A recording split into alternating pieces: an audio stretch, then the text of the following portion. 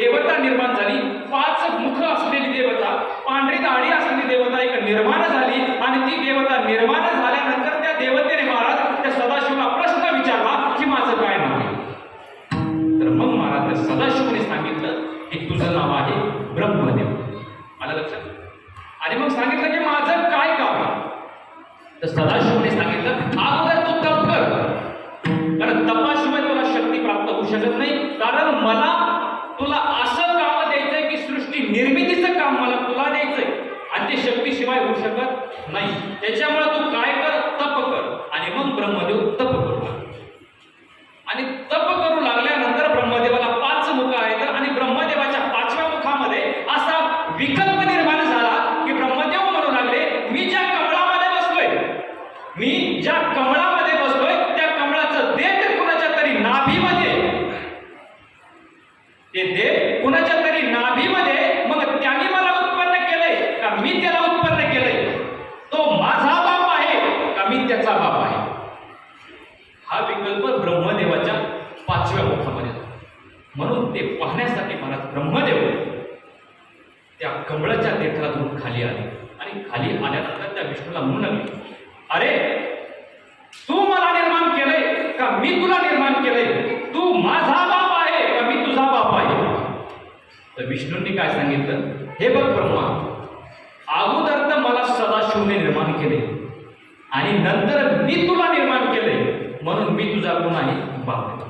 आणि ह्या दोघांच्या बोलण्यातून महाराज भांडण चालू झालं. आणि भांडण एवढं प्रचंड झालं, सदाशिवला काळजी पडली. सदाशिव म्हणला अरे मी यांना का भांडण करण्याकरता निर्माण केलंय का. सदाशिव काय म्हणले, मी यांना भांडण करण्यासाठी तयार केलंय का, नाही. मग त्यांचं भांडण सोडवण्याकरता, लक्ष द्या, त्यांचं भांडण सोडवण्याकरता सदाशिवने एक स्तंभ प्रगट केला. तो दोघांच्या मध्ये स्तंभ प्रगट झाला आणि त्या स्तंभाचं नाव होतं महाराज ज्योतिर्स्तंभ. काय नाव होतं, ज्योतिर्स्तंभ. आणि त्याच ज्योतिर्स्तंभाला पुढे चालून ज्योतिर्लिंग म्हटले. विठ्ठल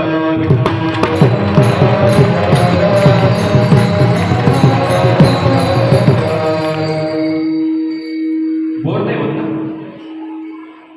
काय म्हणतो मी, बोर नाही होत ना, मग बोलत चाल बरं का, म्हणजे मला कळलं की तुम्हाला समजतंय.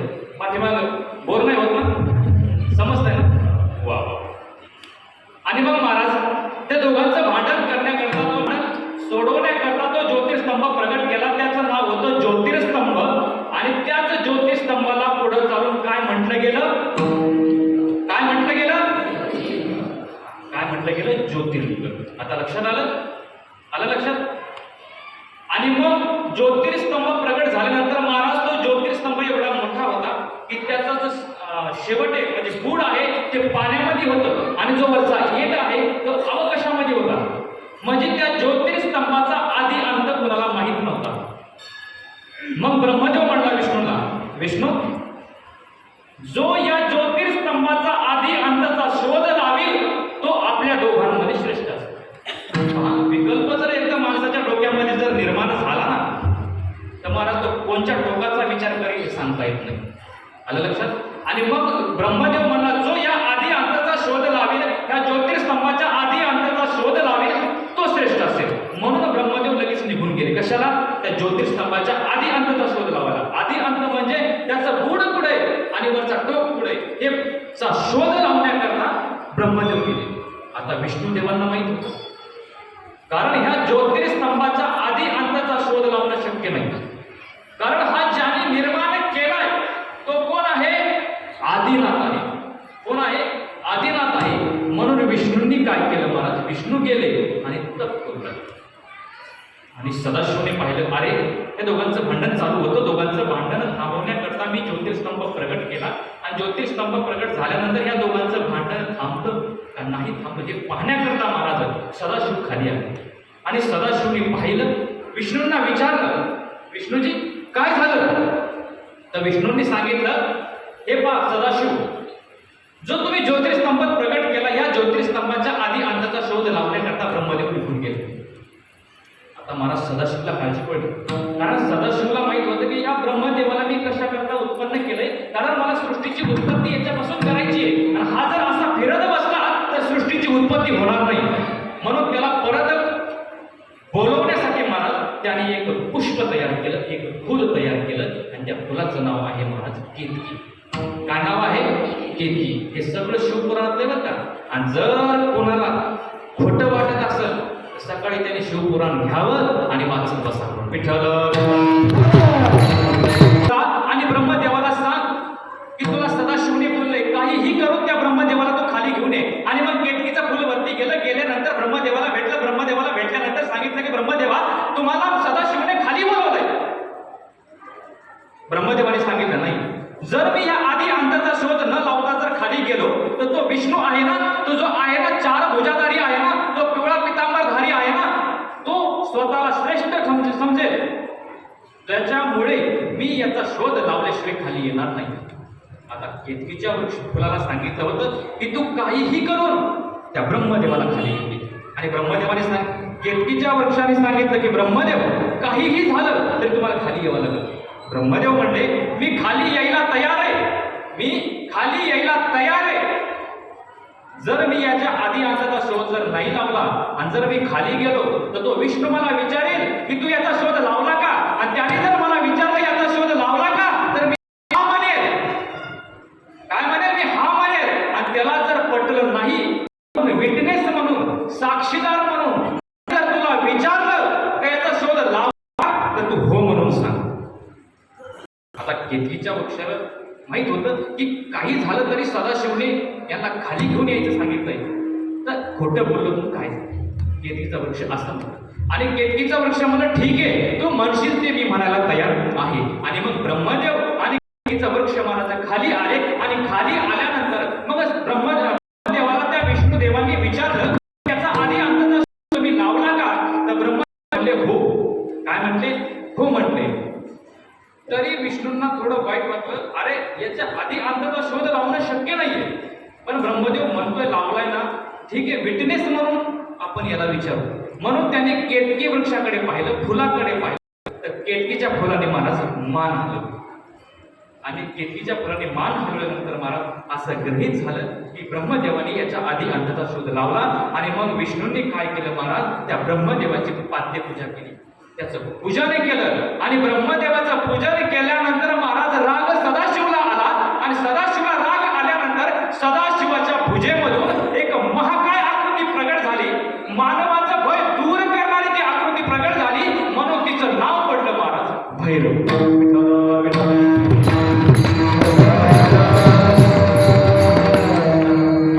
मानवाचं भय दूर करणारी आकृती होती महाराज. काळी भिन्न आकृती होती. त्याच्या हातामध्ये तलवार होती. आणि काळी भिन्न असल्यामुळं, काळी असल्यामुळं तिचं दुसरं नाव पडलं काळ भैरव. विठ्ठल. आणि मग महाराज सदाशिव त्या ठिकाणी आले. आणि आल्यानंतर ब्रह्मदेवाचं जे पाचव्या डोक्यामध्ये, पाचव्या मुखामध्ये जो विकल्प निर्माण झाला होता ते मुंडकं उडवलं. ते मुंडकं उडवलं. आणि उडवल्यानंतर महाराज ते सदाशिव त्या विष्णूजवळ आले. आणि विष्णूंना सांगितलं, विष्णूजी, विष्णू भगवान तुम्ही या ठिकाणी सत्य वागलात, तुम्ही सत्य आहेत, तुमचं नाव नारायण आहे आणि तुम्ही या ठिकाणी सत्य वागलात. म्हणून तुम्हाला एक नाव पडेल, त्याचं नाव आहे सत्यनारायण.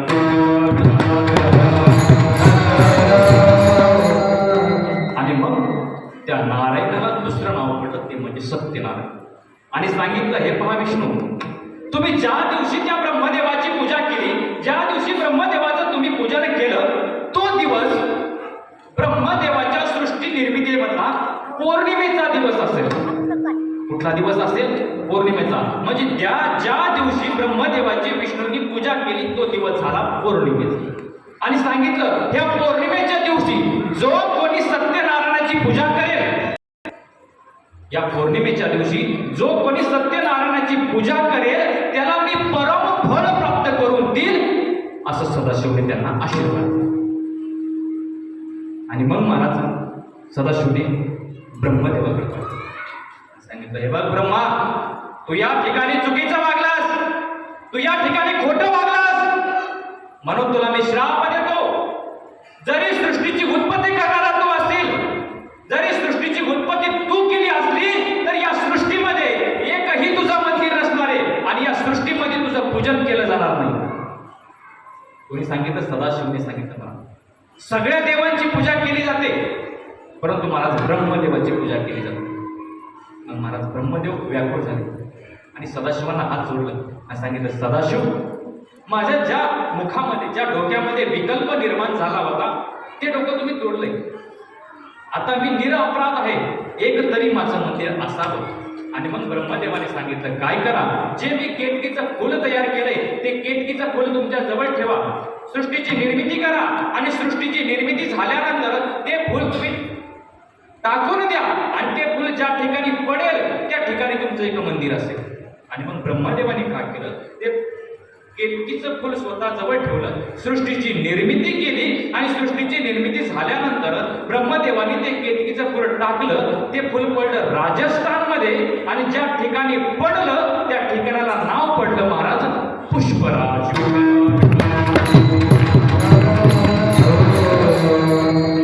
काय नाव पडलं? पुष्पराज. आणि पुढं चालून त्या पुष्पराजाचा माणसांनी अपभ्रंश करून त्याला नाव केलं पुष्कराज. आलं लक्षात?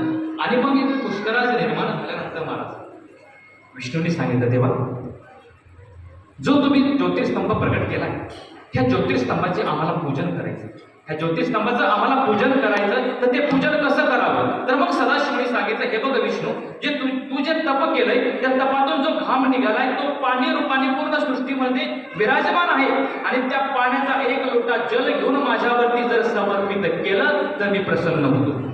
तुम्ही सांगितलं सदाशिवने.